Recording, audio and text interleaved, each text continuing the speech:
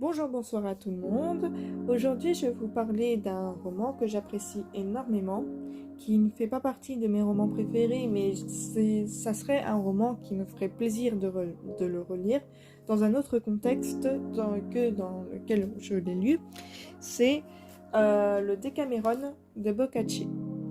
Voilà, je vous montre la référence. Voilà.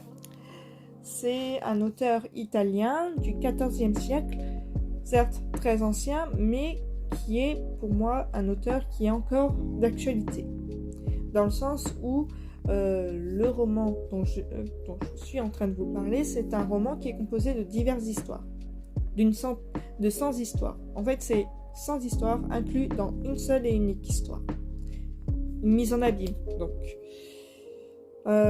Ici, on reprend le contexte global d'une épidémie meurtrière, à savoir ici l'épidémie de la peste noire de 1348 à 1352 en Italie, pas loin de Florence, non loin de Florence. Et en fait, dans ce roman, l'auteur s'appuie sur des histoires écrites, racontées par 10 personnages. Un par personnage et par jour. Donc en fait, c'est des personnages qui sont partis de Florence pour éviter les personnes malveillantes et les personnes les criminels, grosso modo. Pour éviter les criminels, ils sont partis de Florence pour s'exiler, pour attendre que la maladie se tasse. Et donc, pour en revenir au contexte qui a fait que j'ai lu cette histoire que j'ai beaucoup aimée, c'est le contexte du Covid-19 durant laquelle pas durant laquelle j'ai été enfermée, mais durant laquelle on a vécu en confinement. On a vécu confiné, et dans ce confinement, dans ce contexte du confinement, j'ai lu donc le Decameron.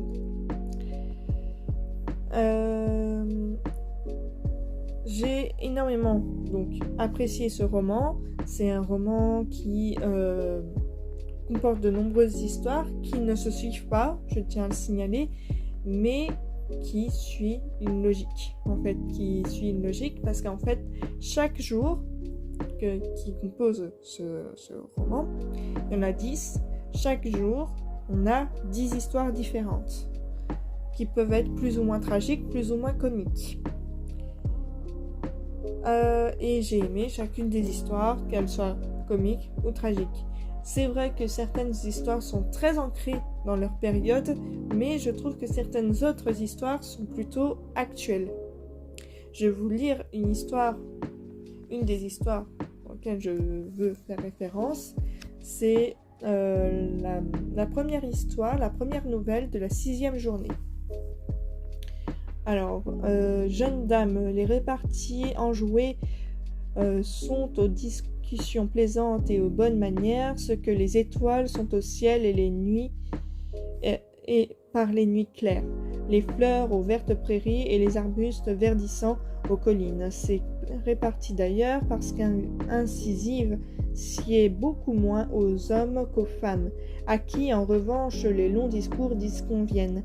Le fait est qu'aujourd'hui, sans que l'on sache trop pourquoi, la mauvaise tournure de notre esprit peut-être, ou bien les astres ennemis sous lesquels nous vivons, rares pour ne pas dire inexistants, sont celles qui savent manier la répartie avec à-propos ou en comprendre l'exacte signification. Lorsqu'on en use en leur présence, nous devrions en avoir honte, tout autre que nous sommes, mais il n'est pas dans mon intention de m'étendre davantage sur la matière que Pampinéa a déjà suffisamment développée. Alors Pampinéa, c'est un des personnages. Je me contenterai de vous raconter une histoire pour vous rendre sensible à toute la beauté d'un silence imposé avec élégance et en temps opportun par une dame à un chevalier. Comme beaucoup d'entre vous savent sans doute pour l'avoir vu de leurs propres yeux ou entendu dire, il y avait dans notre ville, il n'y a pas si longtemps de cela, une noble dame réputée pour son savoir-vivre et sa conversation. Une femme de qualité qui mérite à ce titre d'être connue par son nom.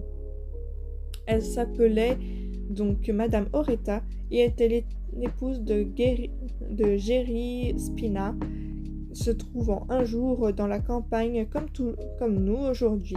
Elle allait se promener d'un endroit à un autre en compagnie de dames et de chevaliers qu'elle avait précédemment accueillis à sa table. Comme la distance séparant le point de départ du point d'arrivée que tous s'étaient fixés était relativement longue à couvrir à pied, l'un des chevaliers de la compagnie dit à Madame Oretta, « Madame, s'il vous plaît, je vous ferai tel un bon cheval paraître les lieues courtes en vous racontant l'une des plus belles nouvelles qui soient. » Et la dame de répondre aussitôt, « Non seulement j'accepte volontiers, messire, mais je vous en serai très reconnaissante. » À ces mots, messire le chevalier, qui ne maniait peut-être pas mieux l'épée que le verbe, entama le récit d'une nouvelle de sa connaissance, qui en elle-même, soyons justes, était très belle, mais qu'il gâchait désastreusement, répétant jusqu'à 6 fois le même mot, revenant en arrière, se corrigeant parfois par un « je ne me suis pas bien exprimé », et enfin se trompant dans les noms qu'il confondait pour ne dire du ton de son récit, inadéquat à la qualité des personnes et aux événements comptés. Tant et si bien qu'à l'écouter, Madame Oretta en avait des sueurs et se sentait le cœur lui manquait comme une malade sur le point de rendre l'âme. Constatant que le chevalier n'était pas prêt à se tirer d'affaire, elle lui dit, donc excédée mais avec gentillesse, « Messire, votre cheval me secoue trop, soyez assez aimable de me laisser mettre pied à terre. » Le chevalier, qui était heureusement meilleur psychologue que conteur, comprit la boutade et ayant pris la chose avec sourire et bonne humeur, raconta d'autres nouvelles sans achever celles qu'il avait commencées et si mal développées. Voilà, on a des nouvelles un peu comme celle-ci ou des nouvelles un peu plus tragiques. Voilà. Je pense que la prochaine fois, je vais vous parler de l'auteur qui a introduit Boccace en France. C'est Christine Le Cuisant. J'ai plutôt parlé non pas de ses œuvres sur son mari, mais plutôt de l'une de mes œuvres préférées d'elle, c'est La Cité des Dames, une des premières œuvres féministes. Voilà, je vous souhaite une excellente soirée, une excellente journée d'ailleurs, et à très bientôt.